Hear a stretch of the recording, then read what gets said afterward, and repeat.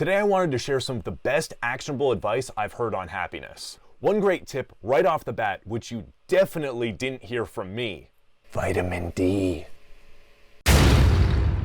Full disclosure, I am not a licensed medical professional, and this is in no way meant to be considered professional medical or psychological advice. This channel is for entertainment purposes only. I'm just saying vitamin D is great. There are a lot of great sources out there about this, but a couple that I wanted to highlight are Yale professor Laurie Santos' Happiness Lab podcast and Sean Acker's book, The Happiness Advantage, which I'll have links to in the description below. Now, I know a lot of this might sound like some sort of new age spiritualism, but this is backed by science at places like Harvard and Yale, and it's been statistically shown to actually improve outcomes in people's lives. So I think it's worth looking at and talking about. No crystals required. In his book, The Happiness Advantage, Sean Acker argues that we have the whole idea of happiness backward, that a lot of people think of happiness as the result of successes that we have in life, when in reality, he points out that success is actually usually achieved because of our happiness. We need to flip the script on happiness and how we get there in order to actually achieve happiness and sustain it long term. If happiness is on the other side of success, he says, our brain never gets there. Think about the goals that you've achieved in life. A lot of times when you reach a goal, you just set a new one. If we didn't set new goals, then we would just achieve one goal and be satisfied for the rest of our lives. You're always setting new goals and trying to do new things, always hoping to progress throughout your life. And I think that's a great thing. But it means that each individual success itself or goal achieved isn't going to give us long-term happiness. And really, that's just not the best way to think of happiness. Happiness is not the result of some goal achieved, but it is something that we have control over through our mindset. By reversing the success-happiness formula, we actually give ourselves what Sean Acker calls the happiness advantage, which gives us an advantage in achieving our goals. This is because your brain actually performs better when it's in a positive state. He notes that 75% of job success, for instance, is achieved through optimism level, social support, and ability to see stress as a challenge to overcome rather than a threat. Positive emotions actually release dopamine and serotonin, which actually engage our brain's learning centers, which makes it easier for us to learn, organize information, retain knowledge, and retrieve information.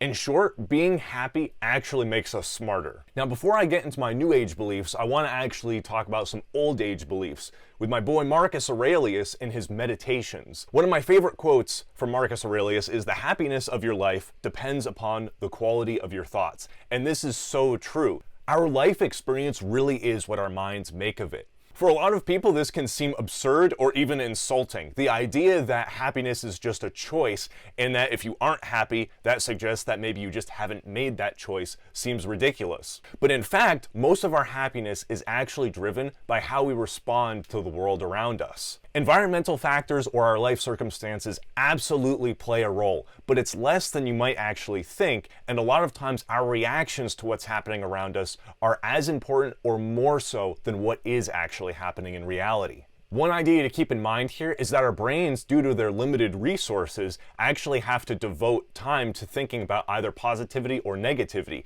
and we have some control over where those resources are delegated. Sean Acker emphasizes this in his book, that our happiness is not dictated by external factors in our lives. One of the examples that he uses is how unhappy many Harvard students are. A lot of Harvard students actually experience depression, mostly because of the stress and the comparison with others that they're with at Harvard while they're there. When students instead shift their focus away from the negativity of stress and comparison with others and focus more on just the privilege of being there and having that opportunity, they're usually a lot happier just from that mindset change. Another great Aurelius quote is, "You have power over your mind, not outside events. Realize this and you will find strength."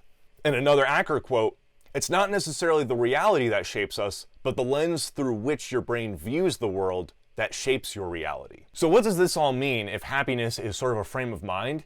It means that you can change that frame of mind or even develop a habit of happiness. You can train your brain to be more positive and to seek optimism in the world rather than negativity. If optimism is trainable, that means it's a skill. And I would argue it's actually one of the most important skills to cultivate in life. There was an interesting study done by Harvard where they actually paid 27 participants to play Tetris for several hours a day for several days.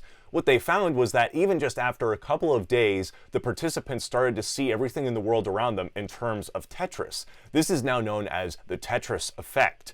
where people would see things around them like boxes in a store, or they would see cars on the street, and try to think in their mind how they would rearrange those things like a game of Tetris. If you think about this in relation to positivity versus negativity, your brain does the same thing. Your brain will either develop a habit for positivity and look for that everywhere in the world, or it might develop a habit for negativity and see that everywhere it looks. And unfortunately, the world has a lot of ways that it trains us to think in a more negative way. Think about some jobs, where studies have found that people like auditors often have a more negative perception of the world because in their day-to-day jobs, they're trained to constantly be looking for problems and negatives. Similarly, the news can seem very negative a lot of the time as well. And for the same reason, a lot of people avoid watching the news because it really can establish a negative worldview of everything around us. You can also think about this as like the entrepreneur's mindset, that some people just seem very creative or good at problem solving, and that's because some people have a pattern of thinking where whenever they see a problem,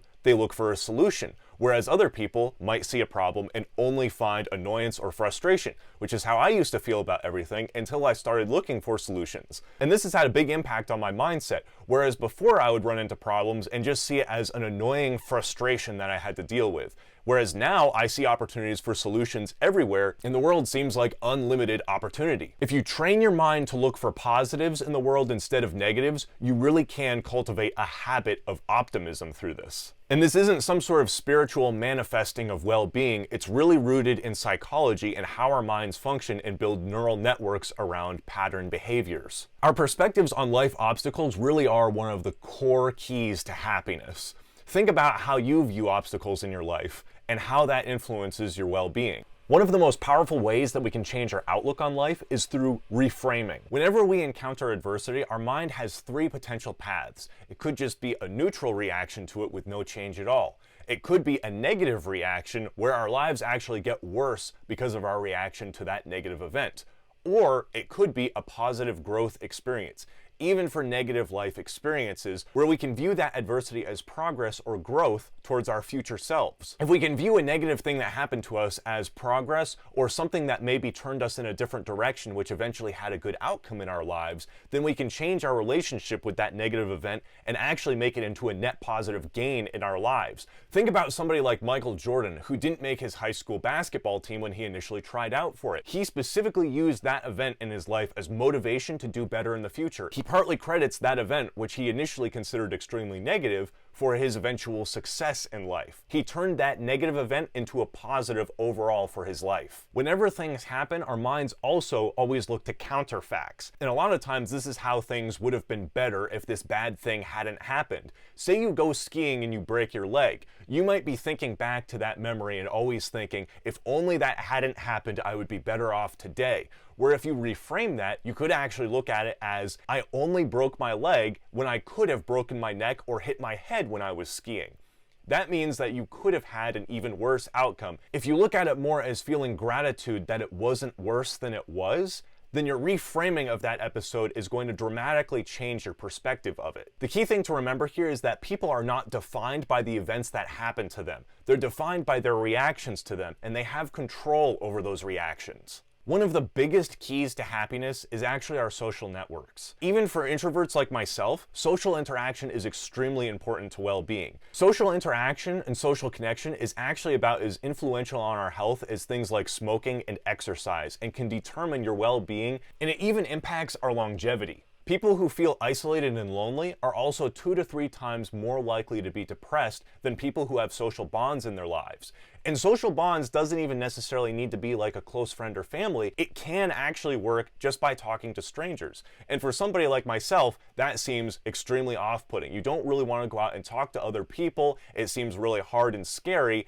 and it seems like something that could have more negative effects than positive. But science actually shows that most of the time we're totally wrong about this assumption. And even introverts almost always feel happier when they do engage with strangers or talk to new people. It's a great skill to have anyway, to be able to talk to strangers in life. It's almost a superpower to be able to go up to somebody and just start talking to them and have that seem like a natural thing to do. Give it a try sometime. Aside from socializing as a great activity to do for happiness, there are a few exercises that you can actually implement into your daily life that can have a huge impact on your overall well-being and happiness. One of these is just gratitude. Every day, if you spend just 2 minutes a day thinking about 3 things that you're grateful for, and this could be anything, it can be big life things, or it could just be something like a really funny video that you saw, or a great joke that you heard, or just that interaction that you had with somebody you didn't know on the street.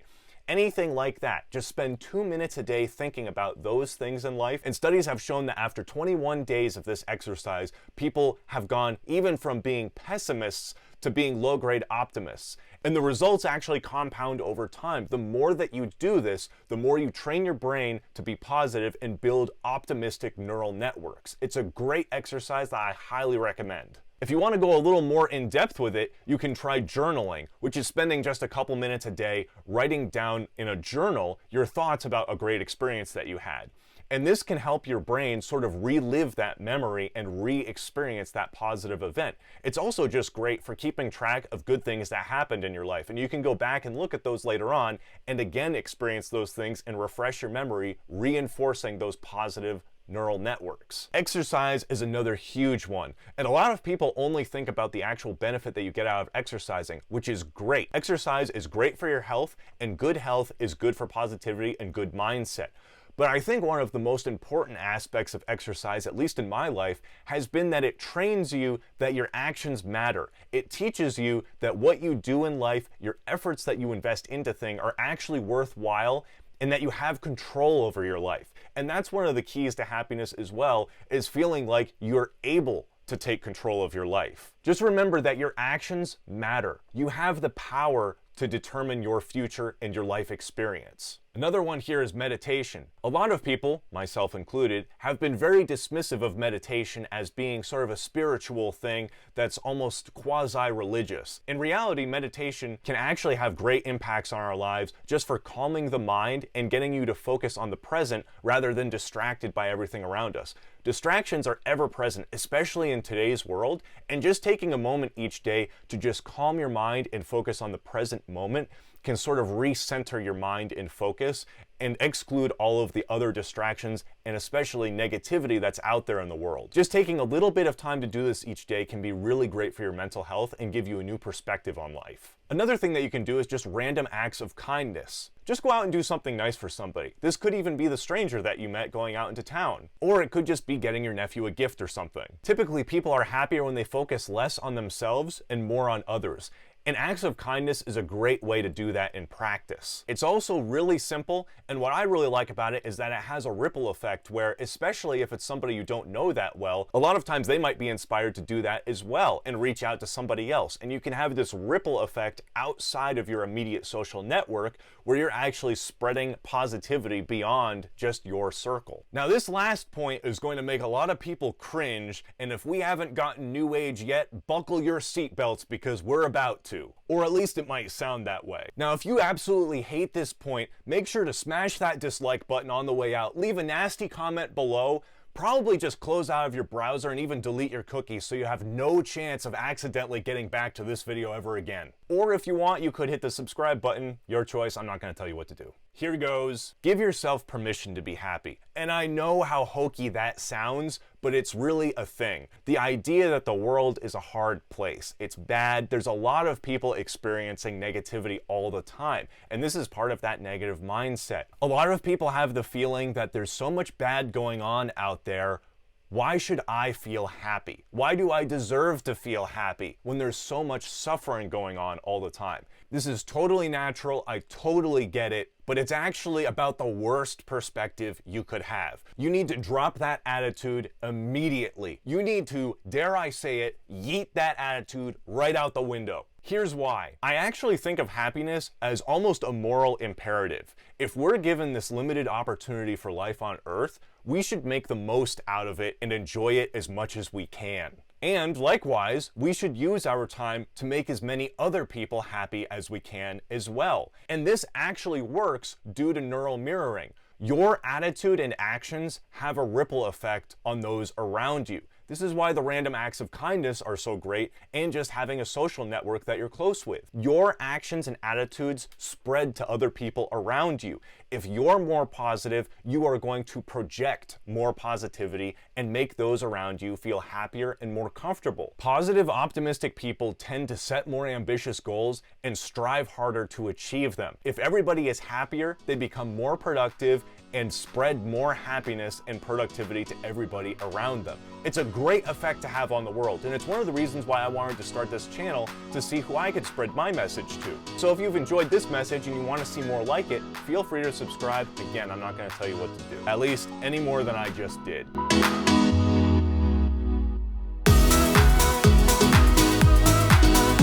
I know you're still thinking about hitting that subscribe button. It's the only reason why you would still be here.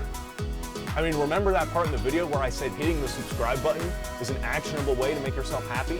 I mean, it's right there. Just click on it. I know it'll make me happy.